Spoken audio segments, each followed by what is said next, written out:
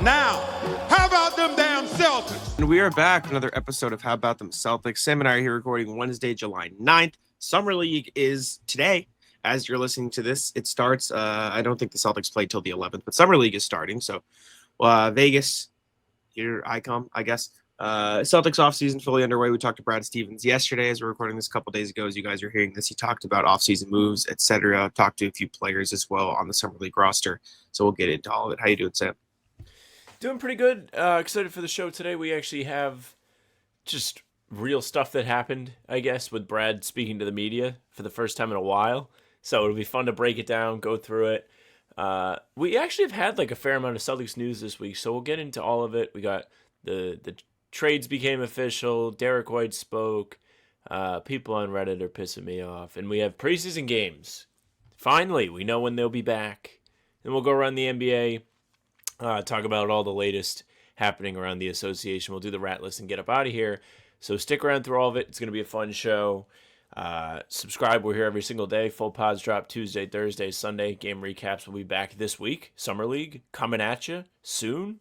We'll be doing them for those games. And other videos are up on the channel in between to keep you up to date with all things Celtics. But yes, fun show today. Let's get into it. Yeah, so Brad Stevens talked the other day about the about the Jrue Holiday and Kristaps Porzingis trades. But probably the most interesting tidbit about it is that the trade changed. So when it was first reported, the Jrue Holiday trade to the Blazers was Jrue Holiday to Portland for Anthony Simons and 2 second-round picks. Those second-round picks have since been taken out of the deal. The Celtics, it was a straight-up swap, Jrue Holiday for Anthony Simons. Something popped up in the medical in Jrue Holiday's process of being traded that made the Blazers want to take those picks out. And clearly it was significant enough for the Celtics to be like, okay, yeah, I mean, sure, we'll do that. It wasn't anything bad enough to make the trade turn into a Mark Williams situation. But that is part of the reason why the Mark Williams trade couldn't go through, because the medicals on Mark Williams came through after the trade deadline has passed, so they could not alter the deal. And so they decided to cancel it. But since the Celtics could still alter the trade, they took out the 2 seconds and the trade was still able to go through. So that deal became just Jrue Holiday for Anthony Simons straight up. And now Anthony Simons is officially a Celtic, as is George Niang. Those 2 trades are both official now. If you had to make odds going into the summer of the most likely Celtic to have their trade manipulated because of physicals, Porzingis probably the favorite, not Jrue Holiday. Yeah, not true. Not true. No. Kind of sucks they lose the second rounders. Like, that was part of the not intrigue. Like, it was intriguing for us. Like, the average person. It was a good bonus. Yeah. Like, the average person didn't see the notification come up on their phone and go, ooh, Celtics doing something with these second round picks. But, like, when we sit here and do fake trades or think about the future and talk about the CBA and how they can get cheap contracts, like, second round picks are, 1, good trips to just dangle in trades, and 2, good ways to bring in prospects that you don't really have to sign if you don't like them, and it's a no-risk way of testing guys out for your roster. So having them is valuable. It just isn't the sexiest thing to see in a trade. But yeah, weird that Holiday's medical is off. He seems like he's pretty healthy for the most part. So I'm curious. I mean, I don't think we'll find out, but what actually was wrong. All right, we can do this now, and then we can get out of it, because you mentioned the George Niang one is official. Sure. People gotta stop fucking crying about George Niang. Sam has been frothing at the mouth, by the way. For I've talked to Sam for about 6 total minutes this morning, and the only thing he was like, I added 2 new things to the sheet, and on the sheet he wrote, "People gotta leave him alone, man." They do. Here's what I'll say. We were scheduled to talk about this like 4th, and Sam is just he needs to get off his bed. I think it makes sense in the flow of the show because you mentioned him, and I don't think it's gonna take long. You're 100% right. It's just funny. So, somebody on Reddit today, 3 hours ago, as we do this, posts a change.org link, petition to trade George Niang because he's a bum. George Niang has not played a game for the Celtics yet. And he may not play a game for the Celtics because we've talked about, the teams above the second apron still. They might make more moves to try and alleviate more financial stuff, whatever. I would understand if you didn't want George Niang on the team if if he had like done the Porzingis, like if Porzingis like goes out of the playoffs and is awful, and like I think it would be a little unfair to be like he's terrible, like he should have no value, like whatever, because he was sick. Like we've talked about this. George Niang hasn't played yet. You just don't like him, probably because like he's a little overweight, but also because he grabbed Jalen's knee one time. Like Brad Stevens in the press conference yesterday was talking about him and was like, yeah, that's a guy you hate to play against. And so now that you have him on your roster, it's a fantastic asset to have. He's been a part of winning teams in the past. We've done the Georges Niang dance on this show a while ago because people were like, when the first trade happened, all the Celtics like burner, whatever you want to call Celtics fan pages on Twitter were like, trade him. This, he better apologize to Jalen that. The hate for Georges Niang is so bizarre. And I know people are going to disagree because like I actually feel like I'm in the minority. A lot of people like universally are like, yeah, like, nah, like people are right, whatever. You can feel how you want to feel, but this is a bit too soon for my taste to just completely turn on a guy who hasn't played yet. I mean, we've talked about this before. George Niang is good. He's just a good player. Like, I don't really get it. He's shot 40% from three for his entire career. He's only had one season since he started taking a lot of threes where he shot below that, and it was like 38% in Philly. Like, I don't get it. He's not a great defender because he moves a little slow, but he's a nuisance. Like, he's one of those annoying type defenders who is a pain in the ass to play against. Like, I don't get why people hate him so much. He is a perfectly fine bench forward, and that's fine. They don't need him to be anything else. He's never had to be anything else. He won't have to be anything else. I don't get why people are so upset by him. I think a lot of contending teams wouldn't mind having George Niang, and I don't think Celtics fans should mind having George Niang. Not to mention, he's from Massachusetts. Like he's which literally is awesome. from here. It's very cool that he gets to play for the Celtics. So can you imagine yeah, being like traded to your local team and everyone's like, kill him? Like that's so weird. I tweeted about the Clippers Jazz Heat trade happened earlier this week, and it was like it was the last podcast where we talked about maybe the Clippers would be interested in Simons. And I tweeted it. I was like, is Anthony Simons somebody like the Clippers would want? And someone just replies to me and goes, Niang for Collins. And I was like, I quoted it and I said, the money doesn't work. And he was like, well, if you attach Hauser, it does. So you hate Georges Niang so much that you would not only give him up, but also give up Sam Hauser for John Collins, who's not good and makes too much money. Which, by the way, the money still wouldn't work. John Collins was like $26 million. We were both at the game where Utah was in town this year. There was a point in that game, I think John Collins was 0 of 11. 0 of 12. Yeah. Don't get me wrong. John Collins is a good basketball player. He is. He's like a good double-double. He's a great rim runner. He can get above the rim, vertical spacing. He's not a terrible three-point shooter. Defensively, he's kind of a mess. If you put him in the right situation, he can be okay. He was a cone in the Hawks series. He was bad a few years ago. Yeah. But, like George Niang is not a bad basketball player. Like, people need to get over it. But regardless, the KP trade was also made official. Brad Stevens talked about all the trades at his press conference the other day. I asked him about I asked him straight up. I'm like, how much of this was second apron and or luxury tax? And he just said the second apron is why these trades happen. Like straight. He's just like, yeah, that is why. That is exactly why these trades happen, because of the penalties and because of everything involved. The players knew it. We knew it. It's just kind of how it is. Like they understand the CBA. They knew there was a chance they were going to get traded. He went on to talk and say a lot of nice things about Simons and Niang. Said he thinks Simons can get better still and is already like a really good scorer. Said what you said about Niang, about how he's like an annoyance to play against, but that's a good thing. Like talked about all those things. In another answer, said that KP was asleep when the trade happened. And then when KP called him back about the trade, he was asleep. So they were playing like phone tag about like one of the crazier moments in Kristaps' life. So I feel a little bad.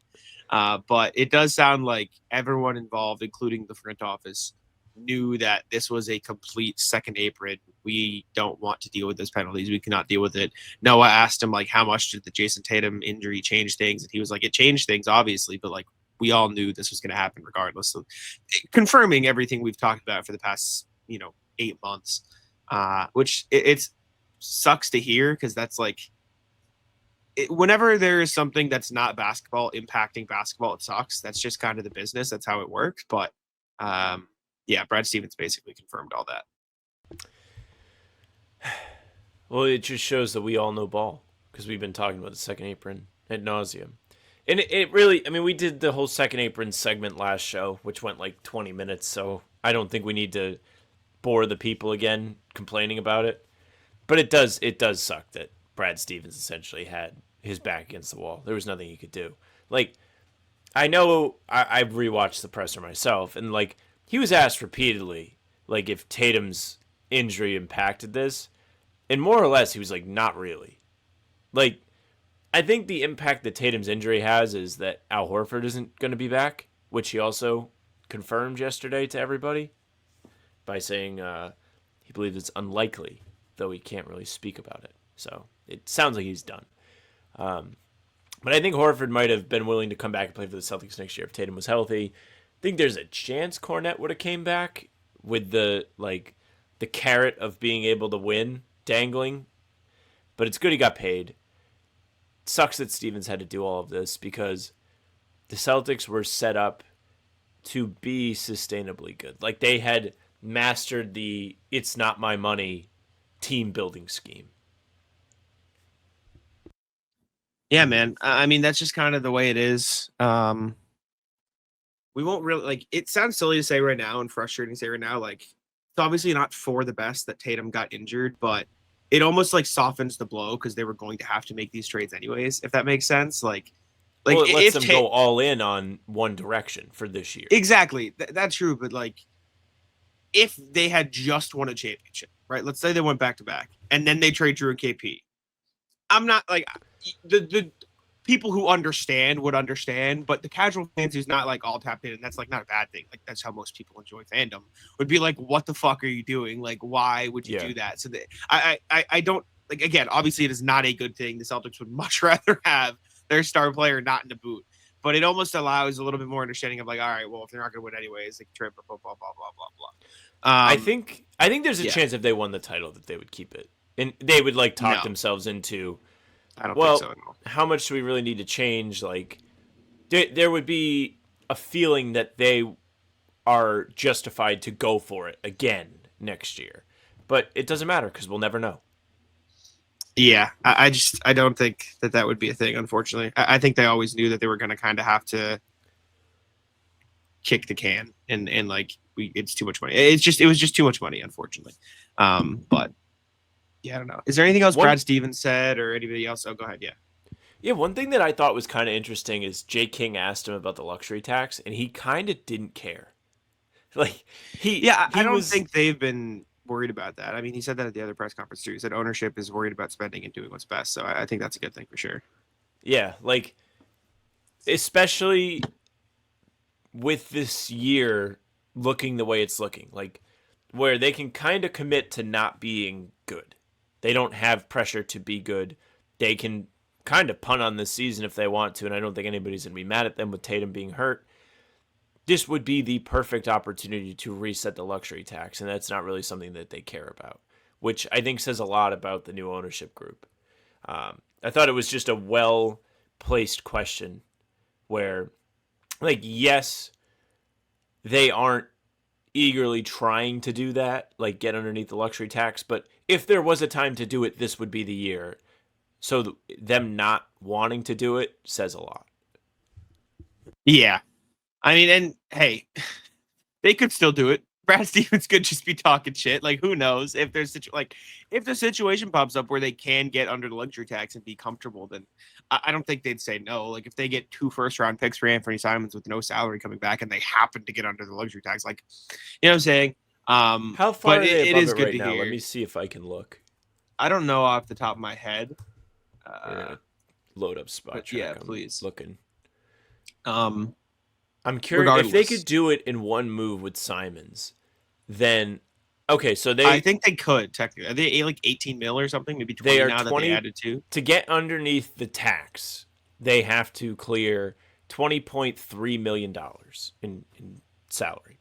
Simons makes $27 million. So if they just essentially gave him up for nothing, then they can do it. Otherwise, it would have to be like Hauser, Niang, and at that point. Tillman. Like you'd like, have to like pull more pieces out, and then you'd have to replace those pieces. It would be hard. And at that point, like for as much as I don't think Simons is this untradeable, like amazing player, like he's still a really good NBA player. You don't really want to give him up for nothing unless you're getting like significant draft capital back, and that is how you shed all the salary. So I don't think that would necessarily be worth it. But it was fun to hear Brad talk about all of this, or maybe not fun, but at least interesting. One more thing he said about Simons. Guys. Yeah, go ahead. He might have just been, doing lip service, but he was like, we really think he has more potential. So I think Brad Stevens has been consistently calculated since he took over this role. Like we've talked about like the way players will pop off against the Celtics, then all of a sudden like he goes and gets them. Like or Luka Garza, where Luka Garza is someone that he confirmed yesterday that the team had been interested in for a long time.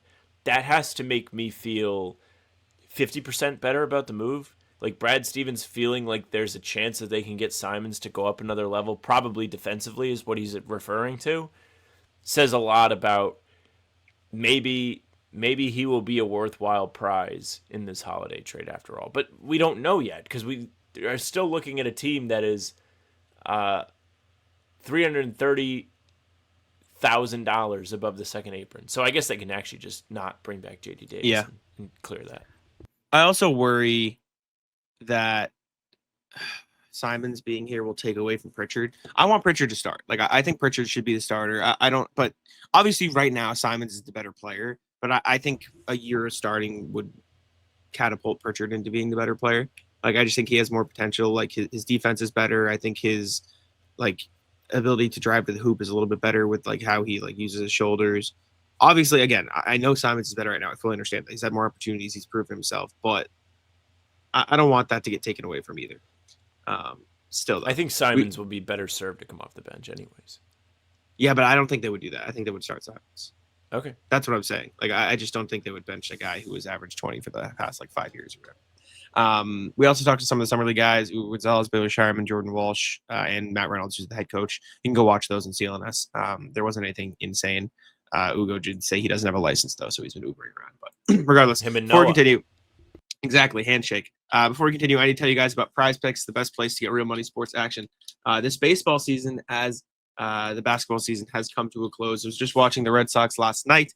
Made sure to place my more on Roman Anthony. He didn't actually hit one last night, but he hit one 2 nights ago, and so I was feeling pretty good. You pick more or less from at least 2 players for a shot to win up to 2,000x your cash. Run your game all season long on PrizePicks. Like I said, I've been playing PrizePicks with the Red Sox, picking more or less on home runs, on errors, sometimes because they're not the best, but make sure to check that out. It also offers weekly promotions that could lead to big payouts like Taco Tuesday. Each Tuesday, PrizePicks discounts select player projections up to 25% to provide even more value for your lineups. Sam and I do the PrizePicks every single pregame show when the basketball season is on, so make sure to head on over there and check that out as well. Download the app today and use code CLNS to get $50 instantly after you play your first $5 lineup. That's code CLNS to get $50 instantly after you play your first $5 lineup. PrizePicks, run your game. Okay, Derrick White also spoke. He was on NBC Sports Boston and was asked about trade rumors, everything like that. And he said, I think every summer is pretty crazy, especially nowadays, but I didn't feel too worried about anything. My agent and Brad had been talking and all the other rumors and stuff, and I wasn't really too worried about. I mean, I felt like felt like it's cool to be wanted by other teams, but I wanted to stay in Boston, and I'm glad they wanted to keep me. So it does sound like there was good communication there, and he didn't feel too concerned that anything got too close. Happily married guy who catches women occasionally checking him out at the gym. That's what Derrick White just represented. I'm not looking to leave, but it's nice to feel wanted. That's what this quote is to me. I'm glad that he's back. I think he's going to be an important building block to whatever's next. It's just they got a lot of money tied up in those 3 guys. Where I mean, even talking about like getting under the second apron, I mean, under the luxury tax is difficult to do with all that money. But if they find the right young guys, they can absolutely make it work. And Derrick's contract is team friendly, and it's for a while, so he'll be here for a while. I think he's a good fit on this team. We've seen him win a title here. It's not really sticking my neck out to say that. But I also feel like he's got more to give, almost in the same way that Pritchard does. Like, maybe spending the year as a second option or it depends what they want Simons to do. Spending a year as like the secondary scoring option can really unlock maybe another level for Derrick offensively, which could help the Celtics even go further when everybody's healthy and ready to go and the roster's ready to fight again. That's what I'm most looking for from him this year. But we'll have to wait and see, because I think at the same time there's a chance that this year Derrick is asked to do a little bit too much, and we see some efficiency dips, like seeing more attention from the defense. The drives become a little bit more difficult to pull off. The floaters don't fall as much. Like that kind of thing could happen to him too. Yeah, we'll see. We'll see what role they play him in, who else they add around him, how good Jalen is at being the one option, et cetera, et cetera. It'll be a telling year at the very least. Last Celtics thing, the preseason schedule is officially out. We know the 4 games Celtics are playing. They're playing October 8th in Memphis, October 10th in Toronto, October 12th in Boston against the Cavs, and October 15th in Boston against the Raptors. So 2 away games, 2 home games to wrap up the preseason. Grizzlies, Raptors, Cavs, Raptors. They always play the Raptors in the preseason, it feels like. It's just like their handshake agreement. But we know the schedule now. It's a new one. Chills. Memphis is a new addition, yeah. Do we see Cleveland that often? I feel like it's usually like New York, Charlotte, Toronto. Yeah, it's usually like teams that are right down the street. It used to be. Well, it was kind of Charlotte. fun when they would do games not at the big arenas. Like there was a preseason at the Dunkin' Donuts Center in Providence 10 years ago. I went. Tim Hardaway Jr. hit a game winner. It was crazy. They did one at UMass against Philly. Like I remember that. It was kind of cool when they would do it like a little New England tour. It's weird that they just do it in the arenas now. I guess it's probably just a lot easier. Well, unfortunately, like it is cool, but it's probably just significantly easier for them to not. So I get it, but it would be fun for them to like go around. Just over 3 months away. Yeah, we're getting there. 3 months still preseason basketball. Plenty of stuff to go on till then, though. Summer league, probably for the back 2 certainly months. More trades. We'll see what happens, but. You guys can email us at hbtcpod@gmail.com. There's no emails today, but if you'd like to email us, hbtcpod@gmail.com. Check that out. We can go right to the NBA section with the Thunder, who have decided to bring back their guys. We knew it was happening. They extended Shea and Chet both on max contracts. I can't change the background. I don't know if you want to. I don't know why it's not letting me. Shea and Chet both got their max extension. Shea got his a couple weeks ago, but Chet got his today as we're recording this. 5 years, $250. Shea got even more because it was like a super max or something like that. It's not a rookie scale. And then Shea's also going to be on the cover of 2K26. So quite the year for Shea. MVP, finals MVP, championship, all this good stuff. The cover of 2K does have a bunch of Celtics on it, which is funny. But the Thunder just paid $500 million to bring back their 2 stars. So let's talk about the money first. I'm pulling up Spot Track as we speak. I want to see if they have it updated. So Chet is in there, yes. So Chet and SGA are going to make a combined 63% of the cap in the 27-28 season. J-Dub is going to be due for an extension too. The Grim Reaper is coming. He's knocking at the door. It's the meme. The Celtics have been torn apart by the scythe in the CBA. The Thunder are going to be next. The lone caveat, and we've said this before, is they have enough draft picks where they can kind of keep the supporting cast coming in on like a factory conveyor belt, seeing what guys they like, what guys they don't, without having to pay them a ton of money. It's going to become a lot more difficult for the Thunder to be as elite as they were last year and will be this year at once those contracts kick in. Now, yeah, NBA 2K26. Well, let me talk about the money first. Let me talk about the money All first right. before we do that. Before we be stupid. Shea's getting in 27-28 season once the extensions really kick in. Shea's been making 35%. Chet's been making 26%. We can assume Jalen Williams is going to get the same thing as Chet, so he's going to be making up to 25%, right? So that is what 30 plus 20 plus 20 is 70 plus the 35, so like 85ish, right? That's a lot. It's a lot. It's a lot, and they're going to have to pay more than the cap, which is standard for contending teams nowadays, paying that tax a little bit to do it. The good thing about the Thunder is they also have Isaiah Joe, Aaron Wiggins, Jalen Williams under contract, who are going to be making 6, 4, and what's the last one? 4. Like, they have great contracts of very good role players making a lot less than that. The problem is going to be when they have to retain Isaiah Hartenstein, Lou Dort, Caruso, who are like 23%, 14%, 11%. Caruso's not quite as bad because he's making around 11% all throughout. You worry about Isaiah Hartenstein. He's probably going to want another payday by then. Same thing with Lou Dort. But they do have enough players under contract to at least fathom the idea of, okay, they can keep this together. Plus, they just signed AJ Mitchell to a new contract for 1.5%. They have Thomas Sorber on a rookie scale contract for 2.8%, and they have Nikola Topic on his rookie scale deal. And Casey Wallace is going to want an extension too, but they can figure that out when they get there. But the point is they have plenty of players who can step up into larger roles. Okay, you can talk about 2K now. 2K26. So the game releases. Actually, it was that rat fuck Shams who reported it first, I think. At least I got a notification saying he was going to be on the cover.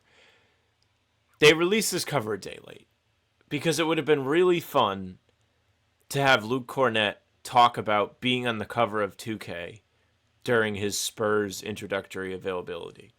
And I'm eagerly awaiting. Did they change this or no?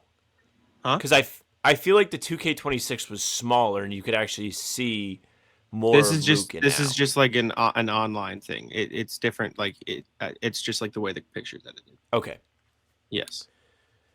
So 2K games. There you can see Luke in that one. You can clearly see it's Luke.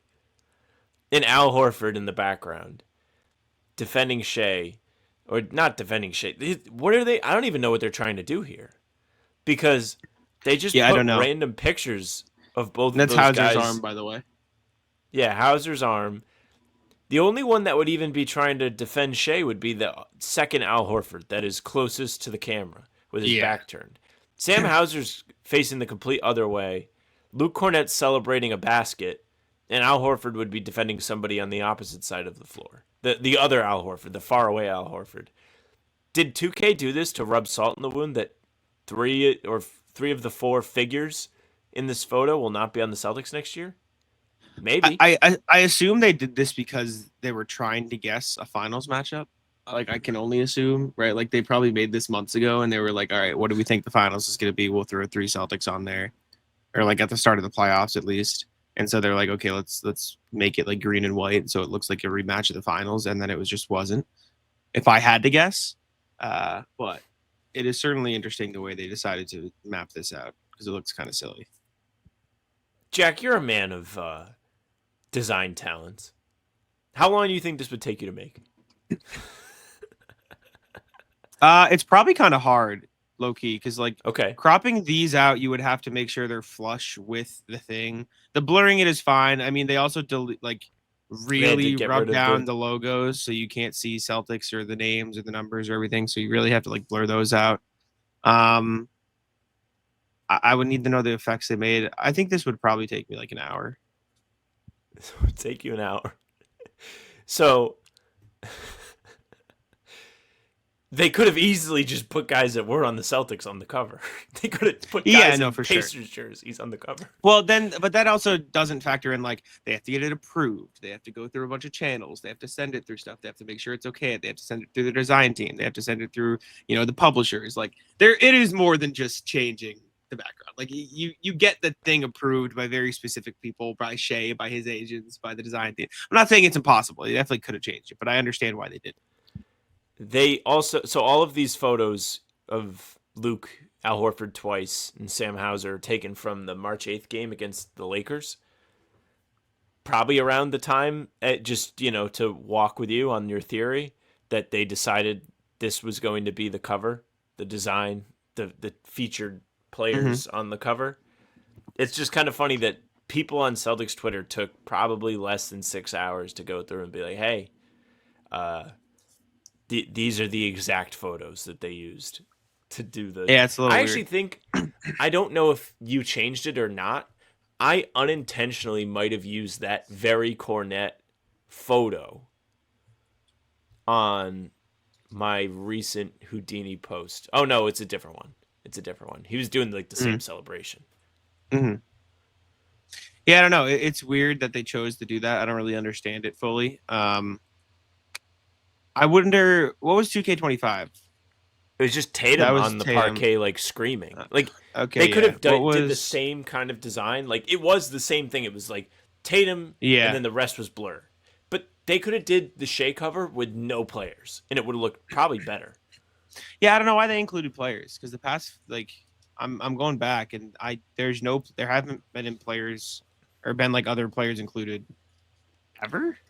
Not that They're I haven't found also one with other players included yet, and I'm they've also taken a 2K19. big step back. Like the covers used to look in the early 2020s, like they had the one with Luca that had like a good design. The Devin Booker one was really pretty, like really Yep. good, like Phoenix Suns colors.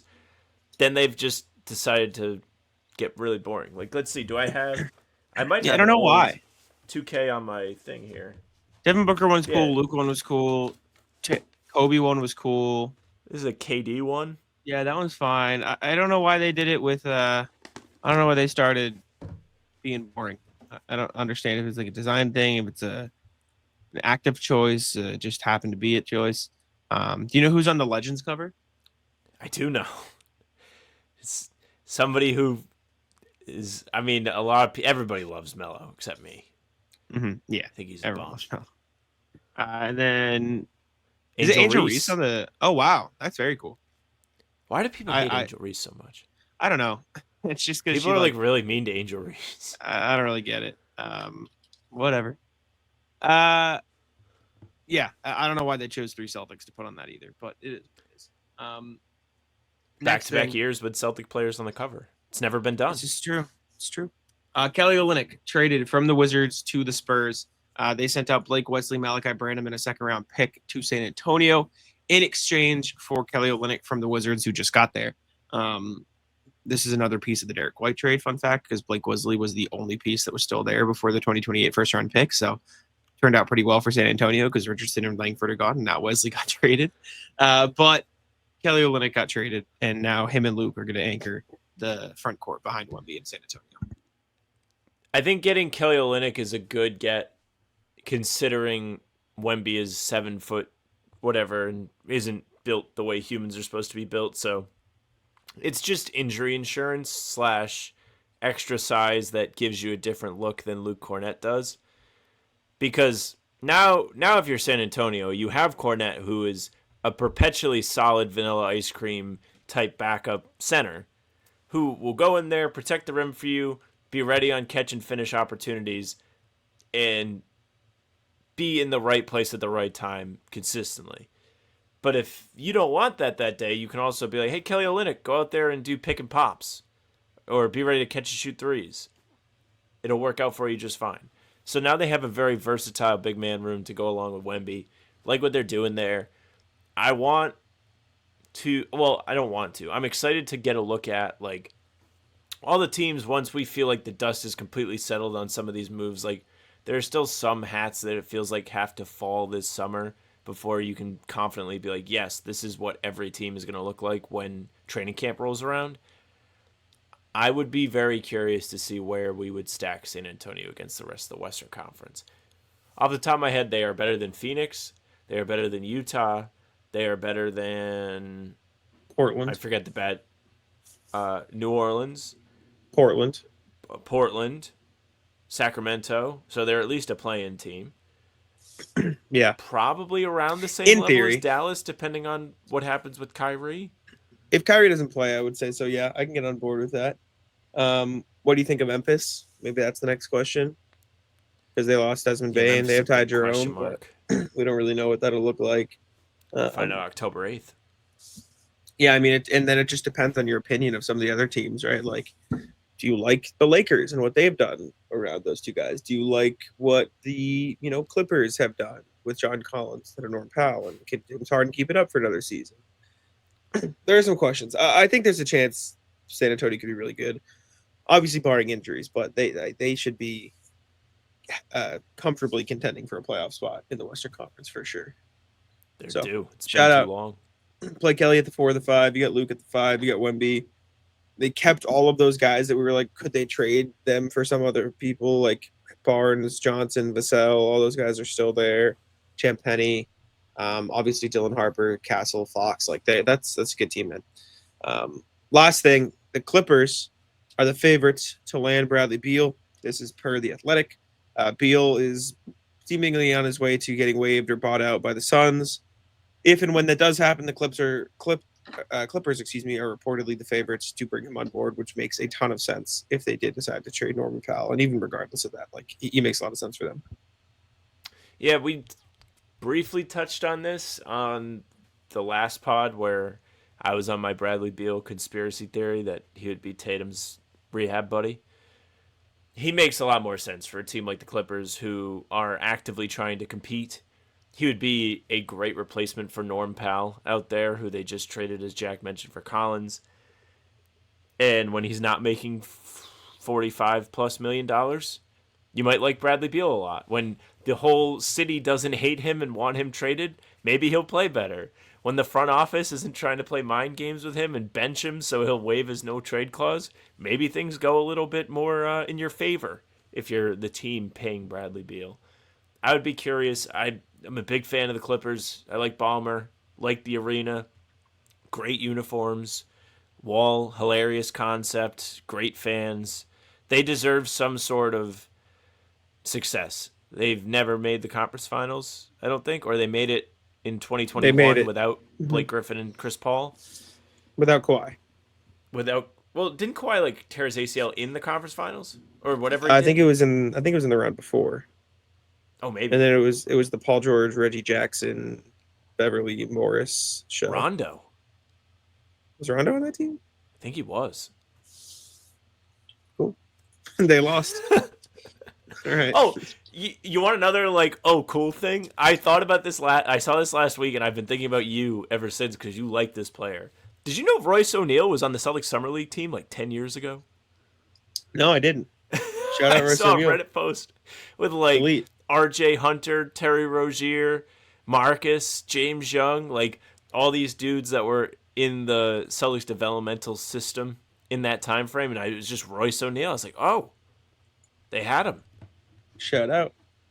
What a guy. Good player.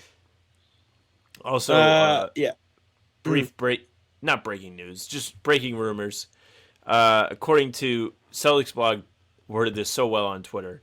According to several tweet graphics crediting Windhorst, the Celtics are still actively shopping Simons, despite what Stevens had to say yesterday. I see. Yeah, I mean, it makes sense. I don't think they're going to stop shopping Simons. I think that was always going to be a thing. I don't mind it. I mean, if they get the right return, if they really want to get into that tax, yeah, it makes sense. All right, Rat List, what do you got? Rat List is the rain. Rain yesterday came out of nowhere. I don't know how. Well, I know how it was during some parts of the day near you because I was up there.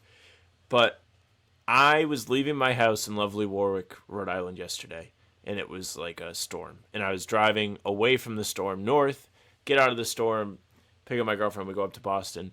We leave the garden last night at 11. It's pouring. Had no protection, no rain jackets, nothing. I had to go got a street parking space, by the way. I felt like I was back in the game again.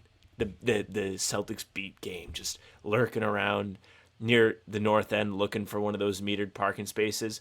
I'll rat list my girlfriend in this. I have my preferred parking strip of metered spaces.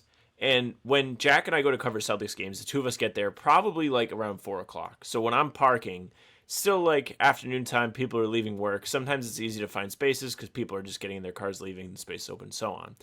The downside to parking during that time frame is the loading zone spots are still active. It goes until 7 p.m. Can't park there unless you're a commercial vehicle or you get towed. Yesterday, there was nobody in these loading zone spots, and my girlfriend was too scared to let me park there, even though we were after the time.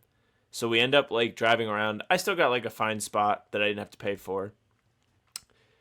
The spot that I ended up getting was, in fact, a different loading zone spot, and the only difference was there were actually cars parked in that area, so she wasn't as spooked by the lack of other people doing it.